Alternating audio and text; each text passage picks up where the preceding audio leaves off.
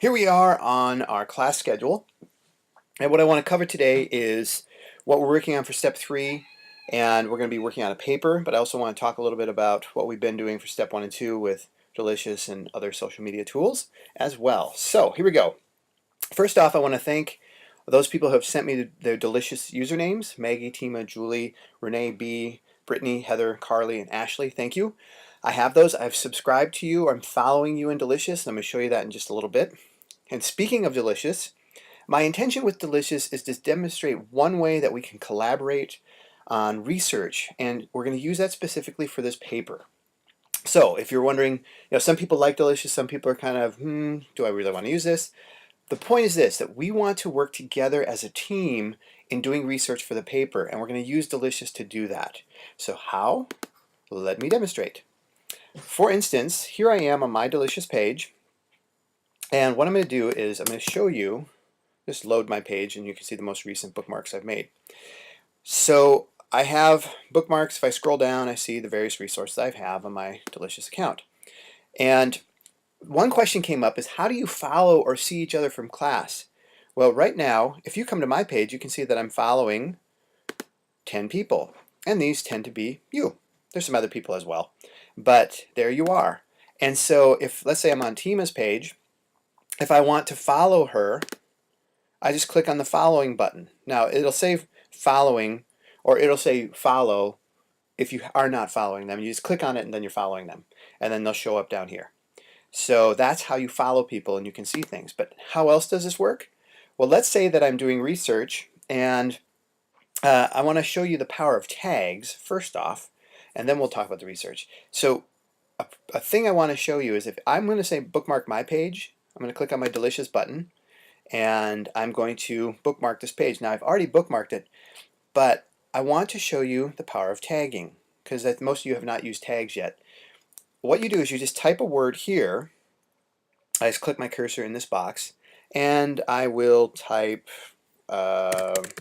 teacher, and then type comma, and now the tag teacher is associated with this page.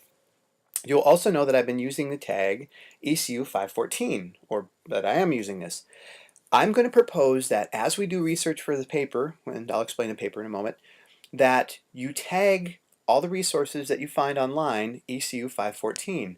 Then we can see each other's resources, and we can work together collaboratively in the research. And this is, again, one of the powerful elements of social media, is that we can collaborate and work together and be inspired. So for instance, let me show you how tags work with looking at resources. I'm going to click on right here. If I click on a tag, here, let me do it this way. Let me scroll down, and right here you can see these tags. Let me refresh my page here a second.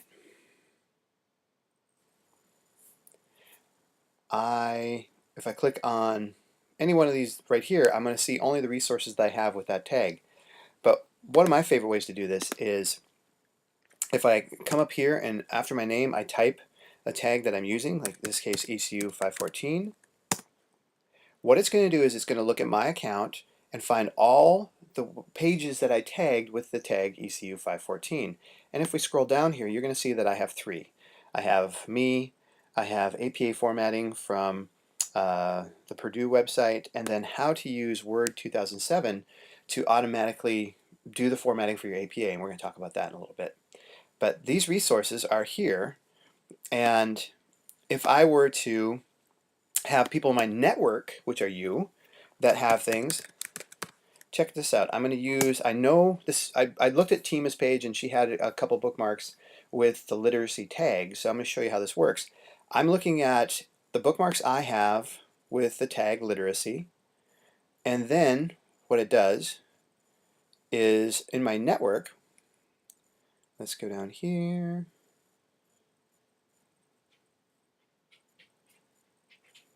Of course, when I'm demonstrating, it doesn't show up as easily. Oh, you know what I did? Silly me. So I'm going to take me out of this, and I'm just going to put the word tag. So this finds all tags with literacy. So under my Delicious account, I have these. So it says you, these are mine. In my network, and this would be you, or any people you're following, these are other resources that people have. So these are Tima's because I looked at them ahead of time.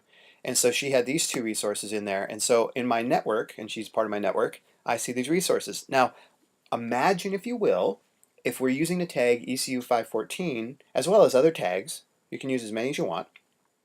When you're doing your research, if you simply type in delicious.com/tag/ECU514, you will see resources related both in your bookmarks, but also in your network, and right now there are none. You would see other people's bookmarks that they made from the class. This is how we are smarter than me, using tools like Delicious to be collaborative, to not be stuck in our silos. And this is what's so exciting about Delicious and tools like this. The social media term comes from the fact that we are using media in a social way to help each other out. And humans work best, typically, in a social circumstance. And the problem with online learning is we tend to be too isolated. So my intention is that we're using YouTube. In this case, I'm doing a demo with the YouTube video, so you can watch it. You're hearing my voice. You're seeing what I'm clicking on. That kind of brings us together. But using Delicious and using bookmarks, using tags, we can then again be more social and see each other's resources. So a number of us are across the world from each other. Some of us are more regionally located, but the point is we're all sitting in our homes or our schools right now online, and we can feel closer and more connected by using social media in this way. So it's pretty exciting. So hopefully I've answered a couple questions. Some people in the discussion board had posted things about how to use different various components of Delicious, so I wanted to answer that. The next thing I want to highlight is looking at, let's see, templates.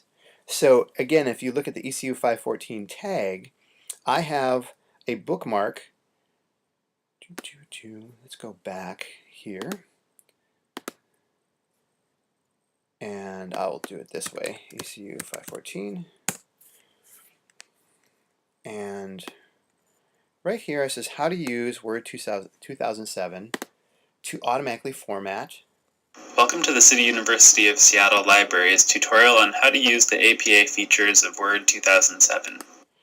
This is a really wonderful resource for those people who have done the APA formatting and had to sweat bullets to try to figure out all this stuff. I find it really frustrating, and the promise of technology is to tame some of the repetitive stuff, like for instance formatting in APA or MLA or any of these other formats. Word has a template for you that is pre-formatted that you just have to then type in your specifics and your content, and it will do the formatting for you, more or less. This video tutorial will show you how to do that, and this is also linked in the schedule. So in our schedule right here, I linked it right here. But again, I'm trying to demonstrate how being collaborative in a social media tool like Delicious can be really beneficial to us. So again, it is under the tag ECU514, and again, if you look here, you can see it's right there. If I were to click on that, it's searching now twice for ECU514, but the tag just shows up. So take a look at that, because the next project we're working on is writing a paper. And so I want to, in the schedule here, I'm mentioning that. Let's go up the top of the page and click on the ECU514 main page, which is essentially the syllabus. And I want to scroll down to this particular project. And this project is explained out here or explained here. And I wanted, let's see, to kind of go over this. So you're going to explore a current or emerging technology in terms of its potential to further school operations, teaching and learning, professional development, and/or positive impact on student learning. Conduct a search in order to review at least 3 different professional or scholarly sources. Write a reflection paper with an annotated bibliography, which includes an abstract summary for each of the resources, which is just paragraph-ish, using APA style as part of your paper. The reflection paper should discuss how new technology relates to one of the following areas: legal, economic, social issues surrounding technology, internet educational applications, educational trends in technology, and/or technology-enhanced communication. 2 to 3 pages in length. I'd like you to upload your file to your Google page, and again, use the Word template. And if the video that you watch for 2007, if you have a different version of Word, what I'd recommend is that you go in and use YouTube to find a tutorial for the version of Word you have. For instance, when I was trying to figure out how to use Dropbox properly, because a number of you had questions about Dropbox, I put a link on the schedule on this guy's YouTube channel. Because first thing when I'm trying to learn something, because I'm visual, I went to YouTube to try to find a resource that would help me.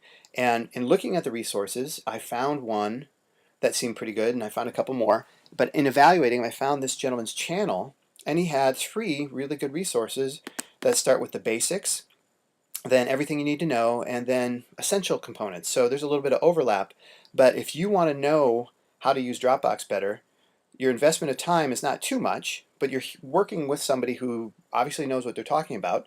And what a wonderful time we live in when we have YouTube and other social media where we can go to and learn from experts about procedures and see it visually, see it hands-on, and then we can demonstrate it. We can pause and rewind them. So I put this on the schedule for you to see, but also to demonstrate my learning process. When I get stuck, I go to YouTube and I search with the question in mind of what I'm trying to do. And in this case, learn more about Dropbox. So hopefully this helps some of the people who are working with Dropbox. And speaking of Dropbox and Delicious and other tools, please go to the discussion board. If you haven't really looked through it, we have a number of discussions about Twitter, FaceTime, Instagram, Skype, Pinterest, and of course Dropbox and Delicious. And the idea of how people are using these social media tools and some of the questions coming up about privacy and whatnot. There's some good information there, and I appreciate the people who are participating with that. It's very helpful and very positive. And I want to thank specifically Ashley, Maggie, Tima, Brittany, Julie, and Renee's Squared. That's my little joke. There's 2 Renees in the course.